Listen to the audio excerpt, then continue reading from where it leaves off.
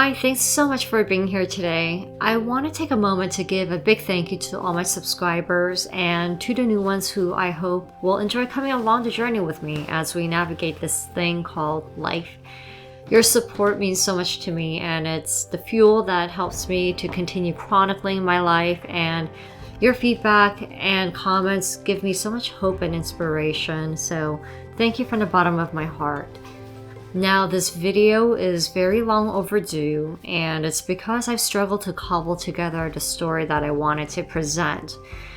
It's only after many hours of deep introspection and reflection I did the past 3 weeks that I finally felt like I understood what happened and gave myself time for my emotions to settle and have an accurate picture of what I felt. Now, these types of videos with a nature setting often come with a life-defining mantra or epiphany, but I don't have anything grand to share.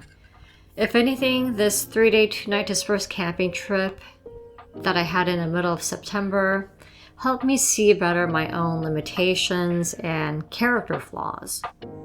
So the person who accompanied me was the wrong person to invite. To accommodate this person, I had to change my entire vacation plan to go backcountry, backpacking, hiking, and camping. And during the trip, I was seething in resentment that this person refused and insisted on coming along, even though I gave him opportunities with polite disinvitations. I didn't contest them further though, even though I should have. So in retrospect, I wish that Sunday night I would have come down hard and tell her, "Nope, I'm so sorry. Because your physical therapist said you shouldn't be carrying any weight on your back, I want to go on this trip alone and I don't want to change my plans. And it's because, unlike you, I don't have the luxury of having every single day free all to myself and no real life obligations, no bills to pay. So I'm taking the only free time I can take for the foreseeable future to spend it the way I had originally planned. This is my truth, and I'm sorry if I hurt your feelings. That's not my intention. It is the way it is." Ultimately, I resent the fact that I was not able to show my spine, have a backbone when I needed to. So it is my fault. It was a missed opportunity for me.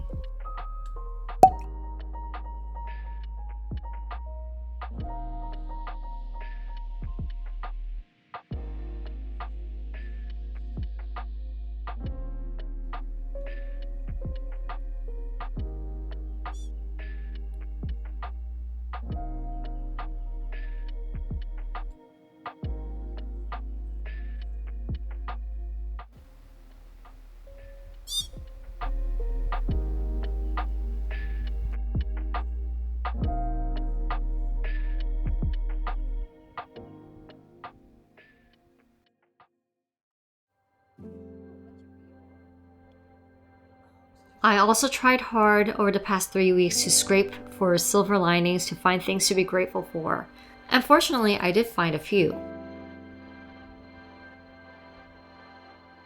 First, it feels like my body and mind received a software and hardware update.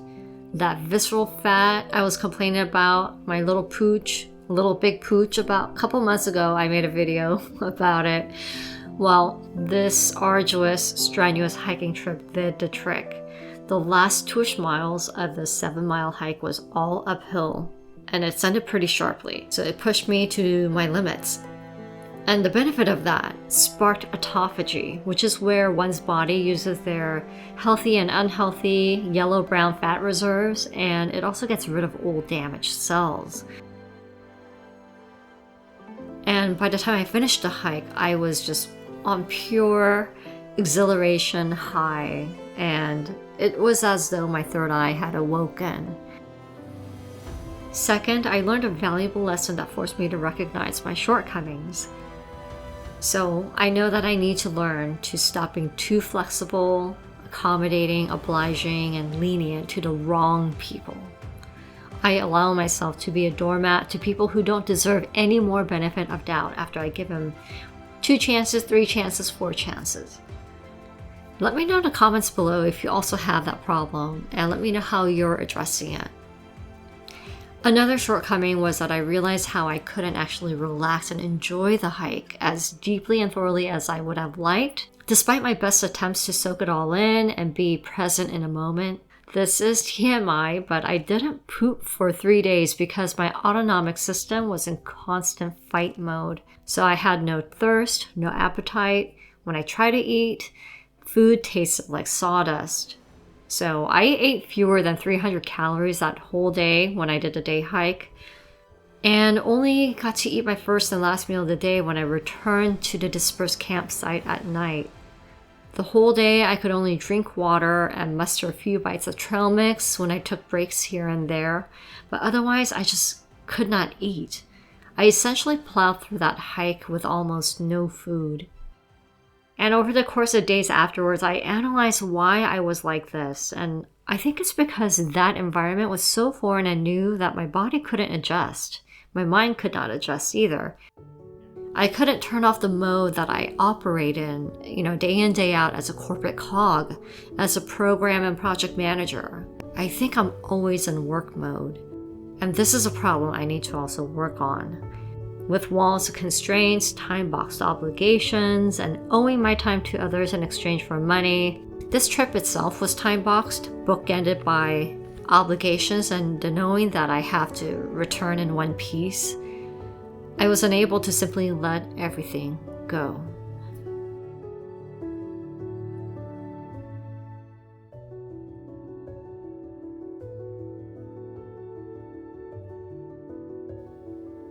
It's hard to explain, but the best analogy I can think of is it feels like I'm always wearing a symbolic corset wherever I go. And I don't know how or when I can extricate myself to finally exhale, besides when I'm dead. But hopefully I can figure out how to be more free before then and finally be able to exhale, take a full deep breath in, and be more free. A final lesson I learned is that I proved that I can survive just about anywhere without sacrificing much of the modern day luxuries like washing myself morning and night with a dental and skincare regimen, even out in the middle of the wilderness. I made it all work with a camping basin I brought with me. I would gather cold water from the stream, boil it, and then mix it with cold water to make hot bath water. And I would go out, stand out buck naked in the middle of the forest on a large tree stump every morning and evening, which I used as like my outdoor shower stand. And I washed head to toe. I'm pouring hot water to rinse myself, especially soaking my feet after a day's long hike filled with dirt and grime. Oh, it was so cleansing and spiritual. My God, it felt like heaven, and it felt so good to go to bed fresh and clean as well. With that said, I'm hoping I can finally go on that backcountry, backpacking, hiking, camping trip next year, but maybe in late spring. I'm going to try my best, but to be frank, I don't know where I'm going to be. In a couple of weeks, I'm going to be finding out whether I will be laid off or if our team will be moved to another organization or if my role is going to be repurposed for another function. So right now, my teammates and I are all hanging on a balance. We're anxiously awaiting to hear any news. It's not the best feeling and not the best place to be in right now. God willing, I will be fine, and I will get to go out to the North Cascades again in 2025 to finally have the originally intended vacation that I wanted to take. But we'll see what happens. Thank you so much for watching, and take care of yourself, and I'll see you again soon. Bye.